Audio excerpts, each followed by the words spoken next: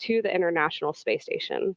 Their spacecraft successfully docked to the station on Monday evening, and they joined Kate Rubins, who has been living and working on board the station for the past 5 weeks. Their docking marked the start of the first crew rotation flight of a U.S. commercial spacecraft and begins a regular cadence of space station missions launching from the U.S. aboard commercial vehicles. It is so great to see you all on board. We'll go ahead and start with any remarks that the crew would like to make and then take questions for them. For media on the phone, please press *1 to ask a question and *2 to withdraw your question if it's already been asked. With that, I will turn it over to the crew. Okay, thank you. Boy, I tell you, it is fantastic to be up here.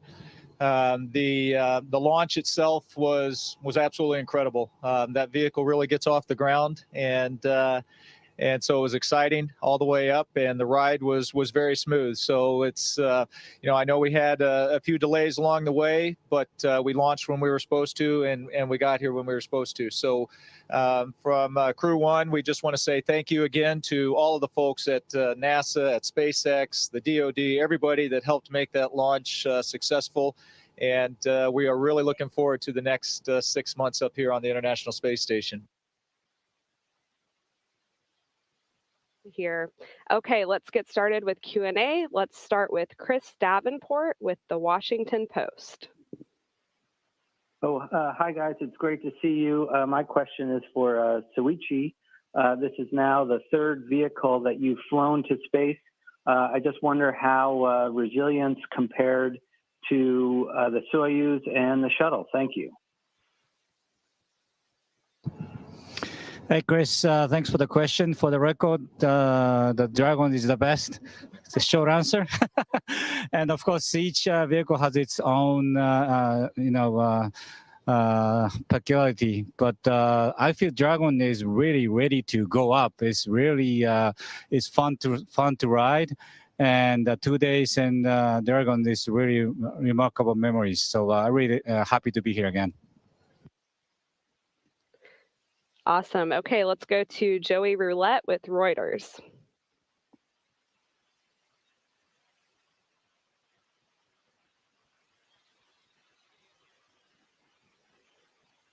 Okay, we'll come back to Joey. How about Russell Pounds with Pacific Rim Media? Good morning, folks. Great to see you. This is Russell. I'm calling from Alaska today. And a question for Shannon or maybe Victor. I understand you've taken quite a few science experiments up to the station along with the many already in progress. Which experiments do you think might be most surprising or meaningful to those of us back on Earth? You know, that is a very good question, and I'm not sure I have an answer for you at this time. We really haven't gotten into the experiments. We're still sort of getting organized, and so I may have to wait a few weeks before I answer that because I'm honestly not sure what we've got going in the next few months. Okay, let's go to David Curley with Discovery Channel. Hey guys, thanks for doing this. Could you fill in a little more about what the ride was like? How did it compare to what Bob and Doug said? The sounds, the vibrations, did it match up pretty quick? And Kate, what did you tell the rookie when he came through the hatch there? You were waving your arms. I'm just curious what you said. Thank you. I was so excited to see Ike's face coming through that hatch. We've been thinking about this moment up here together with the two Sergeys, waiting for our 4 crewmates to join him. And I think I said, "Oh my gosh, you're here!" we were just really, really excited to see them coming through the hatch and to welcome our friends to the International Space Station. Yeah, and in terms of the launch itself, I mentioned at the beginning it was an exciting ride, and that really doesn't do it justice, to be honest. Bob and Doug described it pretty well, but when you're sitting there on the rocket as it's going through the fueling process, there's noises and vibrations, and it, in many sense, you can tell it wants to get off the ground. And particularly in those last 2-3 minutes as the final fueling's happen and the strong batch retracted and things of that nature, it's definitely ready to go.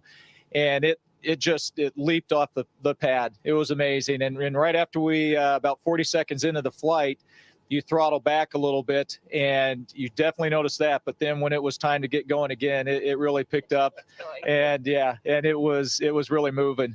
Staging is always pretty exciting, I think, on any rocket, and this one is no different. There was when the first stage shuts off and separates, and then that second stage kicks in. You definitely know that as well. And then this just slow, steady build up in G's all the way up into orbit. But I tell you, we were all very excited. When we passed the 100-kilometer point, we all said, welcome to space to Ike, because that's certainly a big moment. And I think it's probably worthwhile to hear what Ike thought of his first ride to space as well. Yeah, it's a great question. And the short answer is it was awesome. I could sit here and tell you for the entire duration of this conference how great the ride was. But the staging was dynamic. The G's on the second stage is much closer to our spacecraft, so you felt it. It was much more up close and personal. But we accelerated for several minutes, and so the G just slowly built in. You definitely felt it. And then when that engine cut off and we were in orbit, I mean, it's surreal. I've seen tons of pictures, but when I first looked out the window at the Earth, it's hard to describe. There are no words. There are no words to describe it. It was an amazing, once-in-a-lifetime feeling. All right. The next question will be from Marcia Dunn for Associated Press. Yes, Victor, I have a question for you, if you don't mind.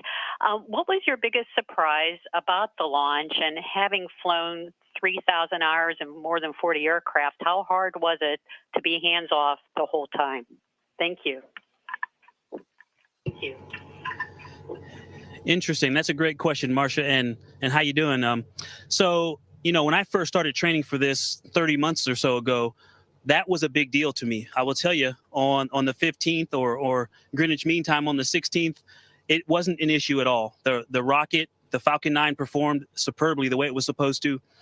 Dragon performed superb. We had some things to work through, but we worked through it as a crew. And I tell you what, the thing that surprised me the most, and it's interesting you referenced, having 3,000 hours and some combat time flying high performance jets.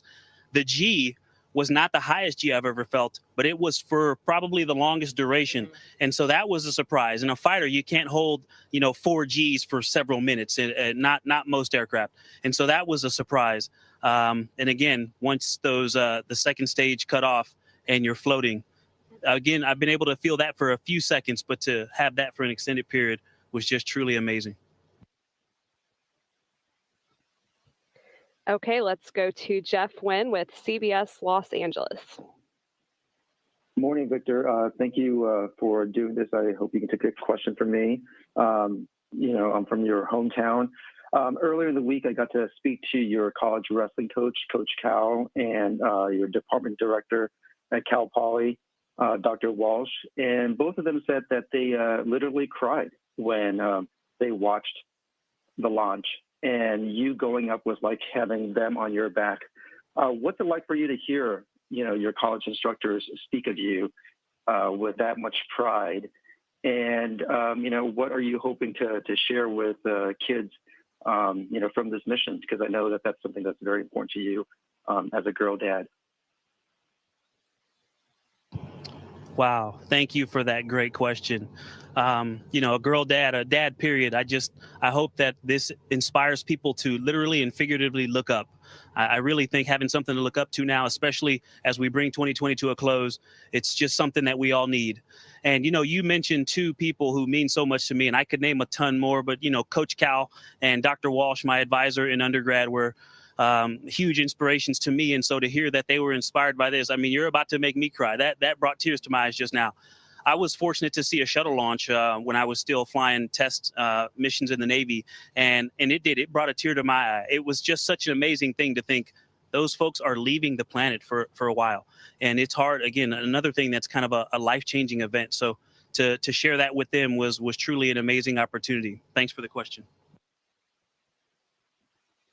Wow, now we're all crying. Okay, let's go to Tarek Malik with space.com. Hello and good morning. My question is for the station veterans and for you, Kate. I'm curious, this is the first time we've seen a 7-member long duration crew. I'm wondering, does it feel extra crowded? Are there lines at the galley and the WC? I'm just wondering what you're hoping with that extra person on board to accomplish in terms of science and research for the station. Thanks. Thanks, Tariq. That's a great question. And I would say it's crowded has got like some negative connotations. This is busy in a great way. There's energy up here. We've got people zooming by. Hopper's been working in the glove box this morning. Somebody else is in another module doing science. Somebody else is on the exercise machine. So you can tell that there is just so much going on the space station. And by having 5 of us up here now, we're able to really accomplish a huge amount of research. And so there's some level of maintenance that we always have to do on the space station. And so when you're just one person like me, a lot of the time gets taken up just keeping this place running. Now that we've got all of us, the amount of scientific output that you're going to see from this mission, I think, is absolutely incredible. All right, let's go to Rachel Joy with Florida Today. Hey, everybody. It was an amazing launch. Thank you so much for doing this today. We're just dying to know how you chose Baby Yoda as the zero-G indicator, and how does he compare flying on the Falcon 9 versus the Mandalorian spacecraft? Thank you. Well, yeah. So each crew, the zero-G indicator has a long tradition that crews have been able to pick those out, and so each crew has that opportunity. And so that was one we talked about. We had just started watching the series, and it's hard not to like Baby Yoda. And, it kind of ties in, I think, with the name of our spacecraft as well. We talk about resilience, and, it's been a tough year. And, the fact that they were able to, SpaceX and NASA were able to get our spacecraft ready to go, the rocket ready to go throughout this year, throughout the pandemic and all of that. We were inspired by everybody's effort to do that. And so that's why we named Resilience. And we hope that it puts a smile on people's face. It brings hope to them. And so Baby Yoda does the same thing. I think everybody, when you see him, it's hard not to smile. And so it just seemed appropriate. It seemed appropriate for our crew as well. We like to have a lot of fun, and we have been having a lot of fun. And so again, it was very appropriate. I think the ride into space was probably a little rougher than Baby Yoda was used to compared to what he rides normally. Okay, thank you. The next question will be from Nick Samuel with Vero News. Hi, everybody. This question is for Victor Glover. I know that you talked about your first space flight experience earlier. So can you talk about how it finally felt to make it to the International Space Station? Did you have a sigh of relief, or were you unnerved? Can you talk about that? Wow, Nick, that's a great question. And, it's so many different feelings. It's hard to explain. It really is hard to put into words the awe of seeing the space station, even over our video system from Dragon, and then feeling the soft contact, the slow deceleration as we made contact with the station, and then making full contact and pressurizing, opening the hatch, seeing Kate. All of these emotions, I mean, the happiness, the relief, but then knowing that we've got work to do and wanting to contribute, and also getting used to space. I was very slow. My brain is constantly trying to figure out where up is. And I don't know if it's because I'm a new guy. They made me sleep in the ceiling. So every time I pop my head out, the entire space station is upside down. So I just stay upside down as much as possible. But that I think requires extra processing. And so everything else takes me so much longer. And so I'm trying to push through that and get work done. But it is an interesting challenge that I actually find slightly amusing. So it's been a whole bunch of emotions. And honestly, I'm still processing it. I've been writing little notes to myself and things in my journal. And hopefully I'll look back on it and be able to give you a better, more concise answer. But it is so many different feelings, but excitement is definitely one of them. That's fantastic. Okay, let's go to Mark Carreau with Aviation Week and Space Technology. Good morning, and thank you. I want to follow up on a question to Kate earlier, and my question is for Mike and Shannon. What do you see having 5 people in the U.S. segment now? What is your sense of the environment and the future of having that many people aboard to do all the maintenance and research?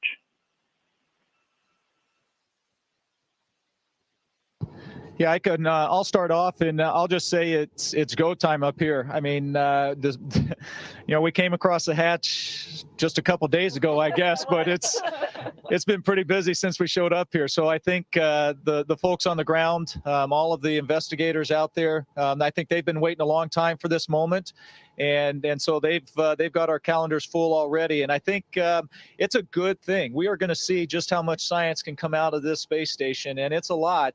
But it takes a lot of extra work too, because there is limited space, there's limited comm capabilities, there's limited video capabilities, and so you have to coordinate all of those kind of things together, and that's going to be challenging. I think it's going to take us a few weeks to get our feet under us and figure out how 5 people are actually able to work around here without running into each other the whole time and all of that. But it is pretty exciting. Yeah, just to add to that, people have asked about whether or not we've got,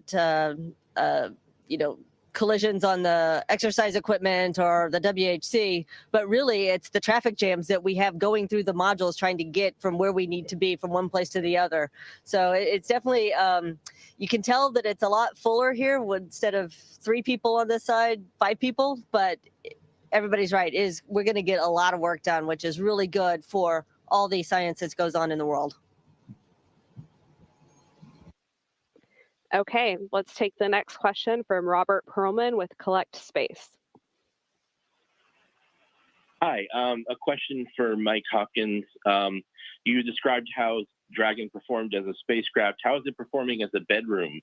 Have you set up camp inside Dragon as you expected? And I know you had some temperature issues on the way up, getting it warm enough. Have you experienced that again? Yeah, that's a great question, and to be quite honest, I'm not quite there yet, because the first thing that we had to do after arriving is we had to get all of the cargo off, and then we had to move a lot of emergency equipment on board as well, and so that took us a little bit of time to do that, and I didn't really want to try and get set up in Dragon until all of that movement was done, and I could kind of figure out where the right place to put the sleeping bag was, and a few items I'll take inside there. As far as the temperature, they've been very generous and kind of dropped the temperature down a little bit right where we are. And this happens to be where the other the crew quarters are, and so that's to make sure that that Resilience stays cool for me. It's probably been a little bit chilly, but I've certainly been comfortable. We're probably going to have to talk about the temperature a little bit more here. But overall, I think it's going to work out just fine. It's a roomy vehicle, and so I'm looking forward to the next 6 months. And we'll see. Probably it's going to take me a few more days to really get settled in. All right, let's go to Stephen Clark with Spaceflight Now. Hi, Stephen Clark for Spaceflight Now. I want to follow up on my an earlier question from Chris Davenport for Soichi Noguchi.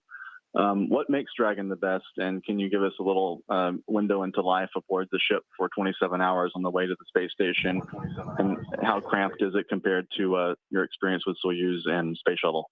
Thanks. Well, my other crew member already described, but the Dragon was fun to fly. It's really kind of they wanted to go.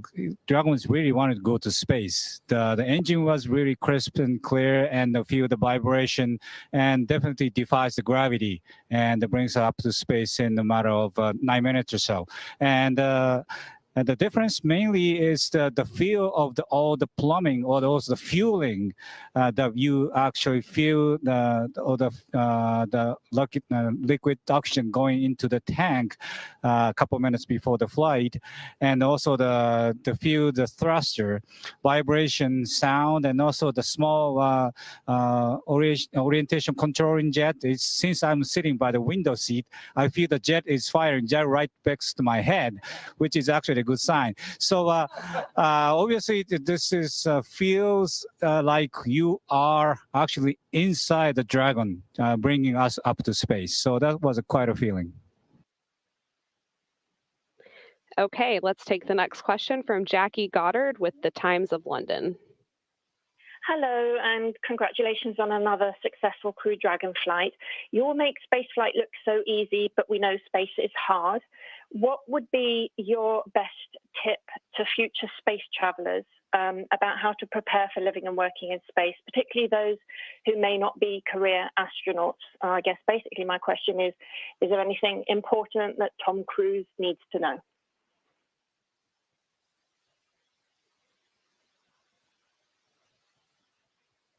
I think if people are going to come to space and not be career astronauts, I think the biggest tip you could have is to be organized. Because if you're not organized, you're going to lose your stuff in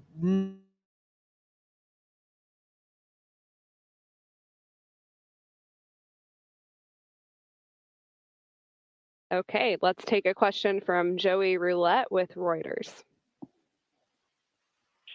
Hey, I just wanted to follow up on the bedroom Crew Dragon question. Was there any competition for who gets to sleep in Crew Dragon? And Mike, since that'll be you, what I guess will your sleeping arrangement look like, and what kind of tests and data will you plan to get from that? Thanks.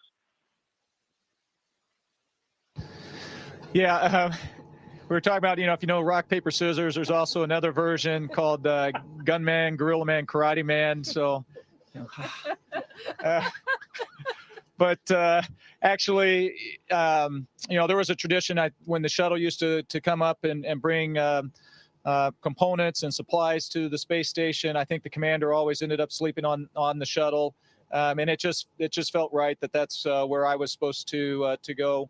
And so, we talked about it as a crew a little bit, and everybody was, everybody would be willing to sleep wherever, right? You're in space, and so you're not going to complain.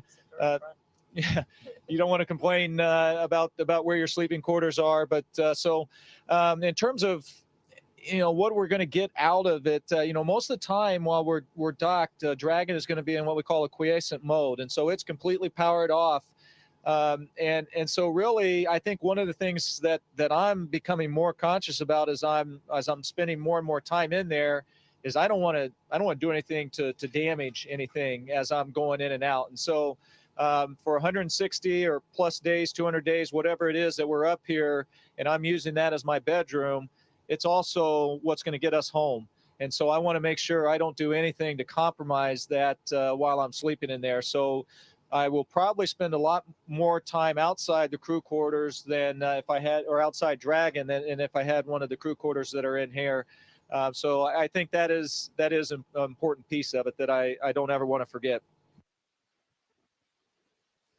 Okay, let's take a question again from David Curley with Discovery Channel. One more item on that, Mike. Are you looking for them to send up some more quarters? I've heard them called, if they're attached to the floor or the ceiling, coffins. As you float over them, they kind of look like coffins, phone booths on them. And Soichi, could you talk about what your flight and John Young mean to you? You've accomplished what your hero, your mentor, did. Okay, I guess I'll start. Yes, there is a plan to have another crew quarters on board. It's called actually CASA. And so it didn't make it here in time. There is a possibility that it might show up midway through the expedition. And so if that is the case, then I will be moving out of Resilience and into that crew quarter. And as I mentioned earlier, I think that's a good thing because I think we want to just make sure we always keep our return vehicles in pristine condition. And so anyway, there is a plan, just not sure when it's going to actually make it up here for that other crew quarters. Yeah, again, I'm very humbled and honored to fly 3 vehicles after Mr. John Young and also Wally Shearer. But the good thing is many more is ready to follow. Actually, in 5 months from now, the Crew 2, they have another 2 more astronauts who fly the third kind of space vehicle. And the race just begun for the who's going to be the first one to fly 4 different ones. So watch out for that. All right, let's take another question from Jeff Wynn with CBS Los Angeles. Hey, Victor, thanks for doing this. One more question for you. You know, in recent days, you've talked about social justice and you've talked about the need for kids to go into science. As you are circling the Earth every 90 minutes, what has that done to your resolve in terms of social justice and the debate over extreme climate here on Earth?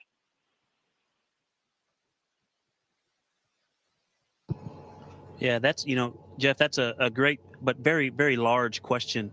I'll say this, if anything, it strengthened my resolve in all of those areas, because I believe that, what I've said and what I've tried to work for is just what's right, to be honest and upfront with people, and then to work for what's right. And I think that doing the right thing is always in order. So, looking at the planet from this perspective, actually, I went almost a full day up here before I went and looked out the cupola in the daytime to see the Earth and in these beautiful land masses and oceans without lines or words drawn on them. And also to look out at Dragon. It's beautiful. But it just heightens an awareness that, the planet needs protection, that human life needs protection. And we are the ones who have to protect it.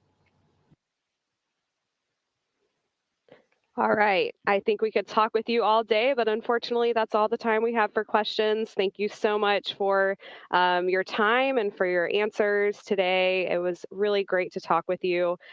We will continue to keep up with your mission online at nasa.gov/station and by following the station and NASA sites on social media.